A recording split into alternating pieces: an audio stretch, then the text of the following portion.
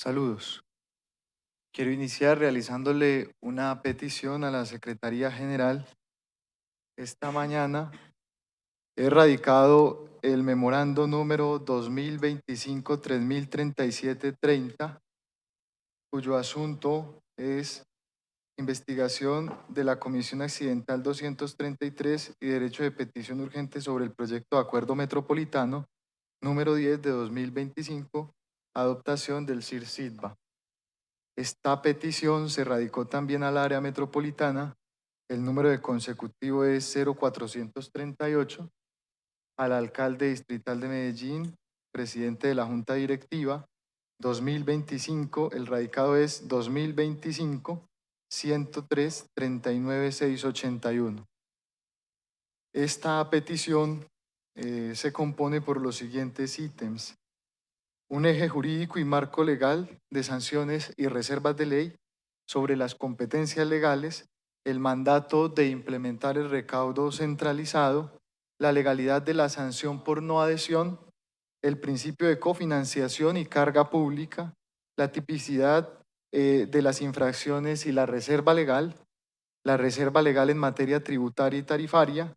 Hay un eje técnico, estándares, interoperabilidad y riesgos operativos, estándar de interoperabilidad ISO 24014-1, elección de tecnologías de tarjetas y equipos para la interoperabilidad, interoperabilidad real versus interoperabilidad nominal, gobernabilidad de la información y seguridad, compatibilidad y transición, problemas que se deben anticipar, un eje financiero que establece costos, sostenibilidad y riesgos económicos, costos de la implementación inicial, ausencia de cofinanciación pública. También se presenta un riesgo de liquidez y flujo de caja, una transparencia y control en los recursos. Hay un eje político de gobernanza, concertación y concentración del poder, falta de concentración con los actores claves. Además, se menciona un centralismo decisional y una gobernanza desequilibrada, unas concentraciones del poder técnico en un solo actor, unas implicaciones institucionales. En el eje social se expone sobre el impacto en usuarios vulnerables, la inclusión digital y los operadores comunitarios. Aquí se desglosa o se compone de los siguientes ítems: impacto en los usuarios más vulnerables, exclusión digital y brecha de uso, riesgo para los operadores comunitarios y cooperativos, calidad del servicio al usuario. Hay una conclusión que le presento al área y una suerte de recomendaciones, además de un cuestionario inmerso en el informe. Por favor, entonces le solicito a la Secretaría General incorpore el archivo en el acta de esta sesión. Doctora Ciudadana Palacios, directora del área metropolitana, la Comisión Accidental 233 ha realizado las siguientes reuniones. Reunión del 2025-03-13 a las 15 horas, reunión del 2025-05-06 a las 14 horas, reunión del 2025-05-28 a las 10 horas, reunión 2025-07-18 a las 14 horas, reunión 2025-08-11 a las 11 horas, reunión 2025-08-26 a las 8 horas, reunión 2025-09-09 a las 8 horas, reunión 2025-09-03 a las 7 horas, y está planteada una reunión para el 2025-10-10 a las 7 horas. La hemos invitado, a ninguna de estas reuniones nos ha acompañado. Sin embargo, ha delegado a personal de alto nivel directivo para acompañar estas comisiones, que lastimosamente no han logrado encontrar un punto de encuentro y equilibrio entre las percepciones técnicas que presenta el área metropolitana y su fundamentación y las apreciaciones jurídico-técnicas y comunitarias sociales que presentan los transportadores del distrito de Medellín, que están bastante preocupados por la gestión de este proyecto que lidera su entidad. ¿Qué se nos presenta entonces y por qué es importante este proyecto? Vamos a verlo. Primero, se plantea una adopción del sistema interoperable de recaudo SIR-SISBA para todo el sistema. Se nos promete una integración tarifaria, datos en tiempo real y mayor control. Y también se logra evidenciar un riesgo, toda vez que se impone sin garantías jurídicas, sin cofinanciación y sin transición ordenada, que puede romper el sistema de transporte público en el área metropolitana del Valle de Aburrá. La meta que se presenta es valiosa, el cómo que se expone es crítico y si se implementa mal, el daño puede ser mayor que el problema que se busca resolver. Hay un marco normativo sobre el cual se discute y quiero concluir que se plantea en efecto una habilitación para integrar, pero ese integrar no habilita extralimitarse ni desconocer las garantías. En el eje jurídico, aquí se nos plantea la cancelación de la habilitación y se expone que solo procede si el sistema ha sido financiado, cofinanciado con recursos de la nación. Sin embargo, el área metropolitana expone que la reglamentación establecerá las fuentes de financiación. Eso es un error, ciudadana Palacio. Las fuentes de financiación solamente se pueden establecer a través de otro acuerdo metropolitano que no está en curso en estos momentos. Por ende, sin cofinanciación probada para el componente colectivo, la sanción sería desproporcionada y jurídicamente muy vulnerable. Frente a la tipicidad y el debido proceso que no se expone en el proyecto, se hace la claridad de que no hay más sanciones automáticas ni ambiguas y que se deben explicitar los pasos causales y defensas para poder aplicarle la sanción a los transportadores.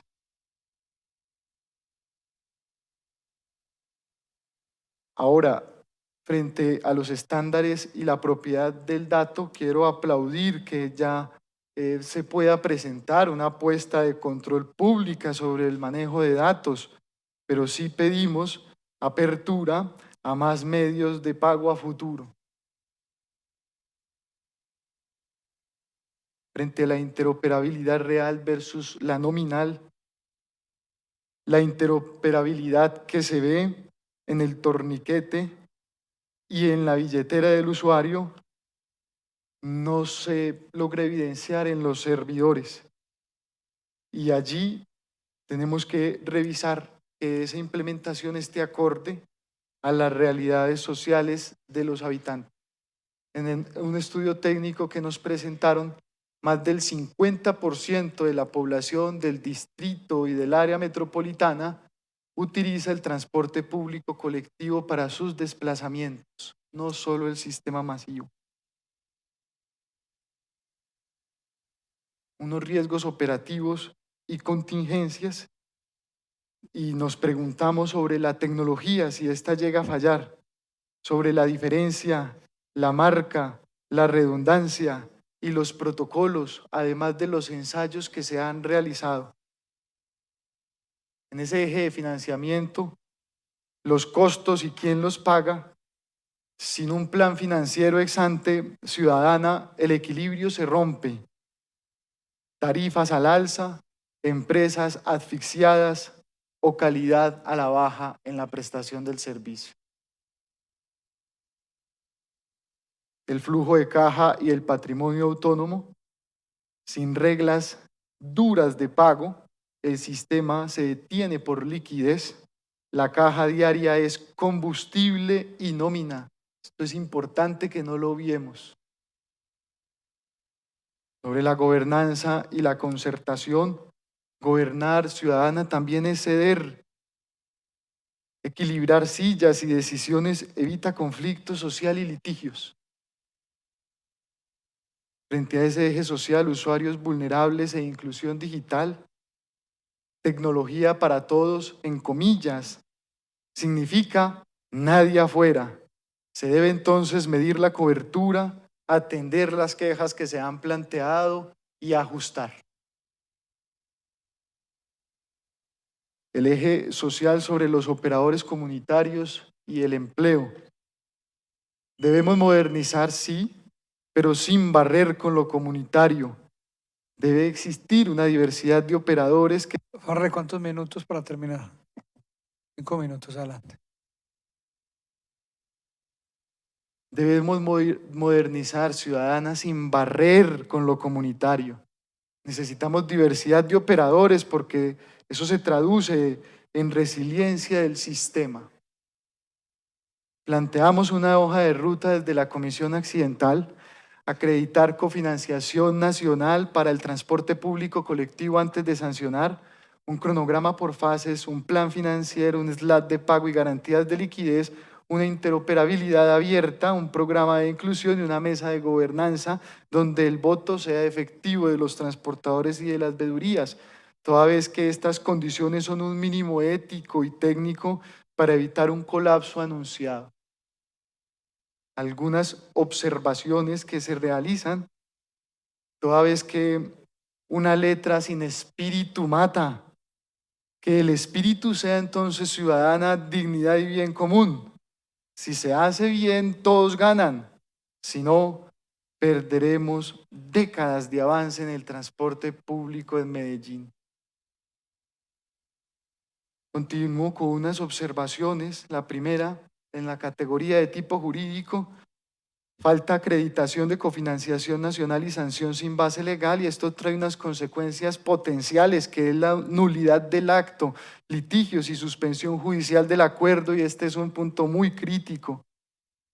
La categoría técnica, la dependencia de un solo proveedor y la ausencia de protocolos BCP y DRP, caídas del sistema, pérdidas de validaciones y parálisis de transporte se presentan como un asunto crítico. Y en el ámbito financiero, la ausencia de un plan de financiación y alto costo operativo, una variable del 15% de la tarifa, quebrará las empresas, generará una alza del pasaje y un déficit estructural. Esto también se presenta como crítico para revisar. Luego planteo otras categorías de análisis: la político-institucional, la social, la operativa y la reputacional, en un riesgo alto que se deben considerar. Estos riesgos no son hipotéticos y ya se han materializado en otras ciudades como Bogotá y Cali. Ese plan integrado de mitigación de riesgos debe permitirnos realizar un seguimiento trimestral del Consejo Distrital. Quiero realizar unas preguntas que espero se respondan en este debate. De conformidad con el artículo 117 de la Ley 1955 de 2019, la cancelación de habilitación solo procede siempre y cuando los sistemas a integrar hayan sido cofinanciados con recursos de la Nación.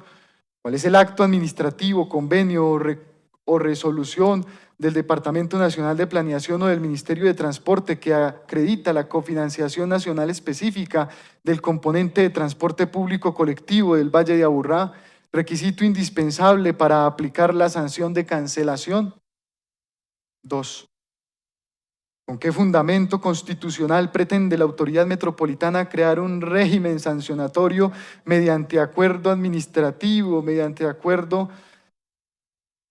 o reglamentación, ya que no lo pretenden plantear en el acuerdo, cuando el artículo 29 de la Constitución y el artículo 47 de la Ley 1437 del 2011 reservan al legislador nacional la definición de conductas y sanciones? ¿Por qué el proyecto omite el análisis de impacto fiscal exigido por el artículo 7 de la Ley 819 de 2003, siendo que ordena gasto público, impone obligaciones económicas a empresas privadas y altera la estructura tarifaria del sistema? ¿Con qué base legal puede una autoridad de carácter administrativo y no contractual imponer obligaciones de inversiones tecnológicas en CAPEX y OPEX a empresas privadas sin mediar contrato, licitación y compensación económica, contrario a los principios de la Ley 80 de 1993 y la Ley 1150 de 2007? ¿Cómo puede aprobarse un acuerdo que delega en la directora del área metropolitana la reglamentación posterior de aspectos esenciales, estándares técnicos, plazos, costos, mecanismos de pago, cuando el Consejo de Estado ha establecido que los elementos sustanciales de un acto administrativo deben estar definidos en el acto mismo, principio de motivación y determinación del objeto. ¿Qué estudio técnico económico demuestra que las empresas transportadoras podrán mantener el equilibrio financiero luego de asumir el costo del sistema estimado en un 10 y un 15% del ingreso tarifario sin vulnerar el artículo 90 de la Constitución? Un minuto para terminar. Mira que ya tenemos 2 extensiones. Perfecto, presidente. Y el principio de equilibrio económico contractual de la Ley 336 de 1996. La pregunta número 7 sobre compatibilidad tecnológica y principio de precaución. La pregunta número 8 sobre concentración económica y vulneración de la libre competencia. La pregunta número 9 sobre la gobernanza sin representación efectiva. Y la pregunta número 10, impacto social y discriminación directa.